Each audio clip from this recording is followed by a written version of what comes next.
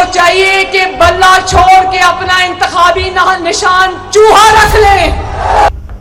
अस्सलाम वालेकुम ګران کتونکو زه سلمان یم امید لرم تاسو ټول بخیر خوشاله وئ ګران کتونکو نن په ساحیوال کې مریم نواز جلسې ته خطاب کړی دی چې په دغه جلسه کې مریم نواز په عدالتي نظام په عدالتونو په ججانو او داغي سره سره په عمران خان ډیر خطرناک تنقید او شدید ګولهباري کړې ده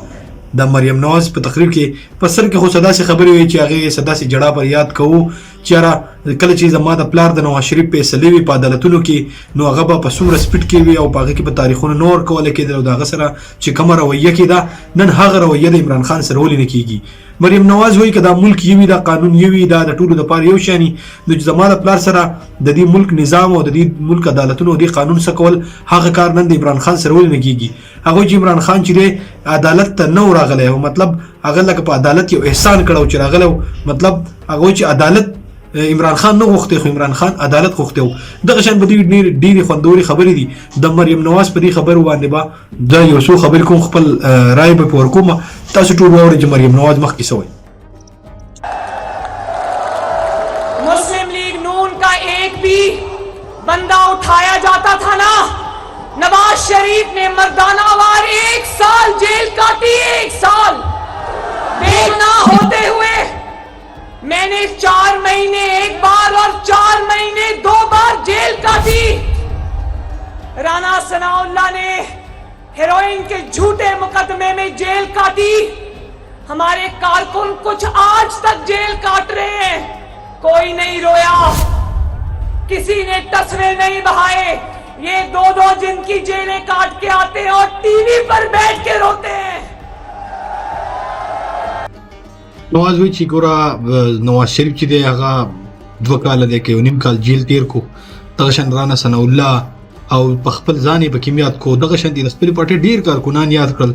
چې هغه جیلونه تیر کړی دي خو د دود په شد د دو په شان دي اوخ کې نه دی ویولې د جړاګان نه دی کړی وای دوه 2 ورځې جیلونه تیر کړل اوراله لوي په ټي وی ګانو باندې جړاګانې کوي هغه په چودري چې اروي په شو کې په جړا شو دما په خیال هغه ته اشاره ده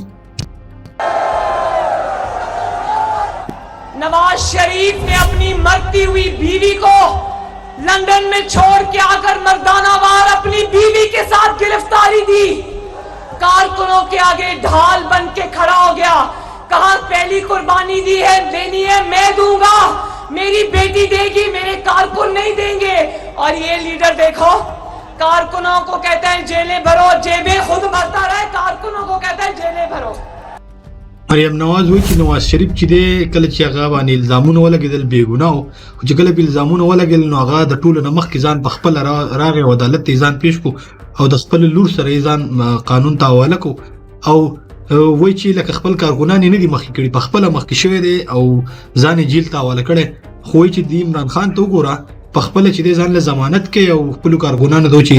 جیلونه ډک کوي चाहिए कि बल्ला छोड़ के अपना इंतखाबी निशान चूहा रख ले।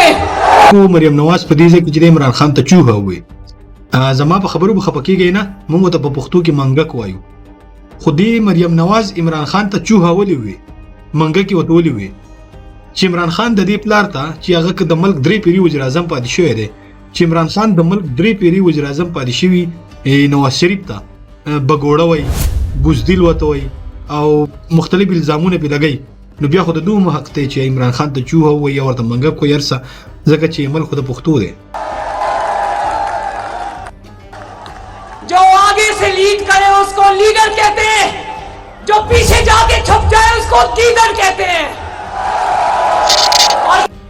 نواز په دې خبره ټول پوښوي د مریم نواز د دې خبره مطلب دا دی چې کم خلک مخې ته ولاړ او شاته خلک لیډ کوي هغه ته لیډر وای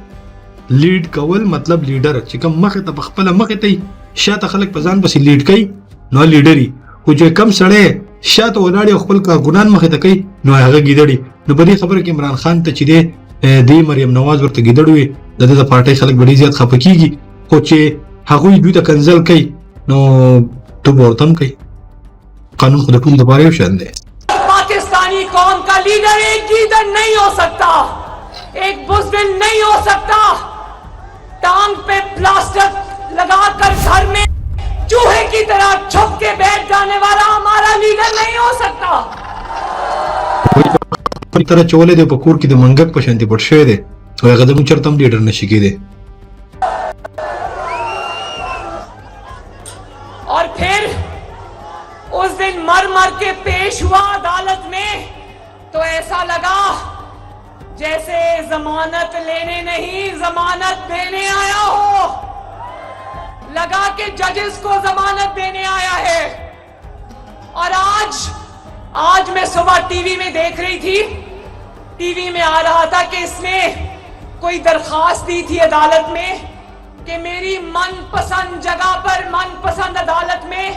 मेरा केस जो है वो मुंतकिल किया जाए, ट्रांसफर किया जाए.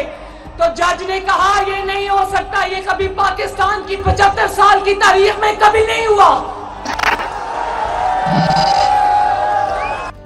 چې عمران خان چې د درخواست ورکړ عدالت ته هغه چې زما دا کیس چې دی زما د خوښي جج تر خوښي عدالت ته را بدل کړي نو دغه شان دوته جج وی چې دا چرته هم نشي کېدای او داسې د پاکستان په تاریخ کې چرته نه دي شوي. وی ګورئ وی د الله تعالی کارونه وګورئ. जब जमीन के खुदा नाइंसाफी करने लग जाएं साहिवाल वालों, کله د ځمکې دا واړه واړه خدایان چې کله ناانصافي شروع کړي کنه سایوال واړه तो फिर आसमान का निजाम हरकत में आता है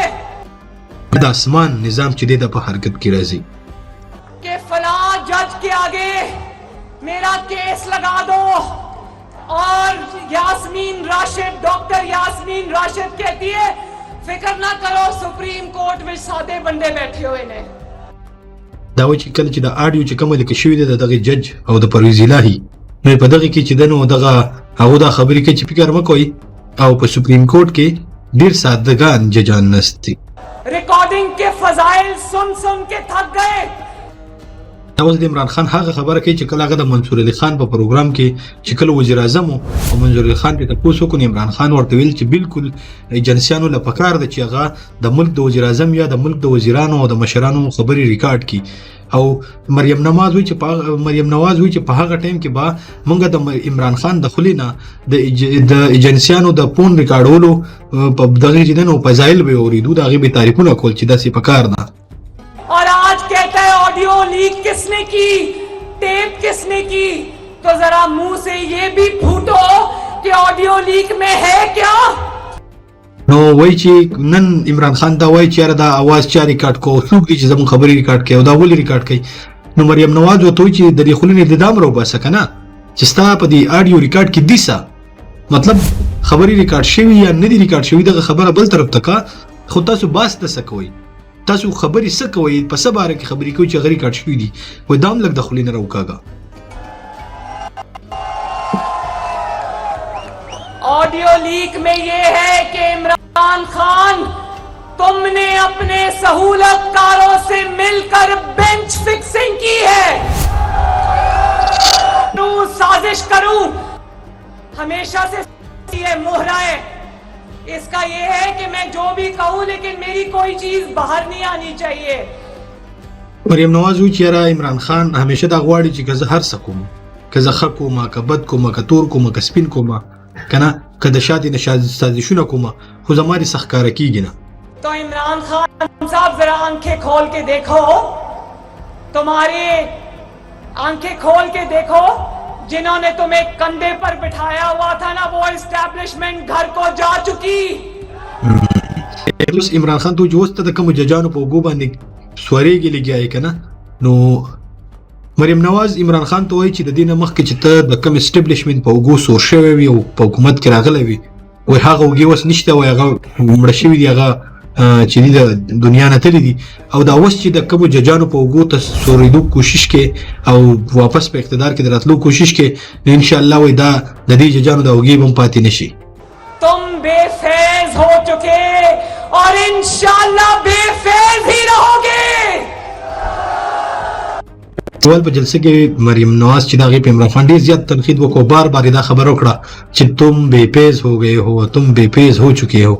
مطلب عمران خان ته چې توس د پیز نه بغیر یو پیز خوستلې ده دا هو چوټي شوی ده.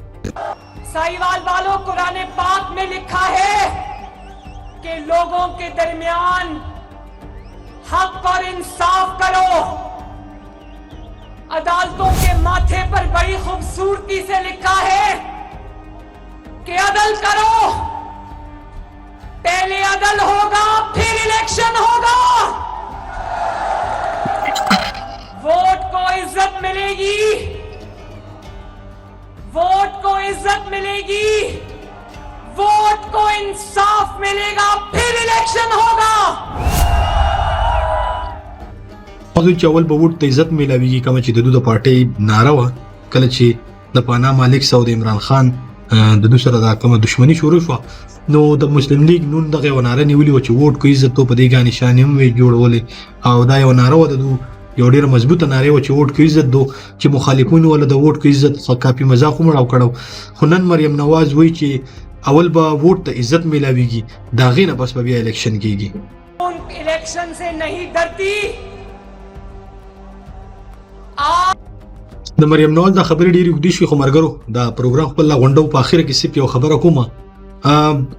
مریم نواز وایي چې مسلم لیگ نون چې د الیکشن تیاری کوي او مسلم لیگ نون چې د الیکشن نه یریږي او موږ میدان ته کوز شوي یو او موږ به د پاکستان تحریک انصاف چې دغه مقابله کوو او موږ د الیکشن تیاری شروع کوو خو ګرانو کتونکو په خیبر پښتونخوا کې خو اوس زما یا د دې خلکو دا شی په کنفیوژن کې دی ځکه چې دوه پیرې د پاکستان تحریک انصاف حکومت چې دی هغه په اقتدار کې راغلی دی او په دې درېیمه پیره دا شی اوس لږ په شکوک کې دی وجه یې دا ده چې په دوو پیرو په حکومتونو کې چې نن په سوشل میډیا د هغو پسې کوم د احتساب دا نارې شروع شوي دي او کوم ټرینډ چې پسې روان دی او کوم خبرونه چې چلیږي چې هغه خلکو ډېر زیات کرپشن کړی چې په هغې کې ډېر غټ غټ د پاکستان تحریک انصاف وزیران شامل دي او د هغو روزانه په سوشل میډیا څه نه څه داسې د کرپشن او د څه نه څه داسې دو نمبرې ښکاره کېږي قوم ته چې خلک یې حیران کړي دي خو په متبادل کې بل څوک هم نشته د خلکو سره بل څه اپشنون نشته داسې نه ښکاري چې یاره عوامي نیشنل پارټي په اقتدار کې راشي یا به مسلم لیگ یا پیپلز پارټي د کې پی کې نه کامیاب شي یا جی یو آی چې دی دغه خلک په سوشل میډیا مکمل غیب دي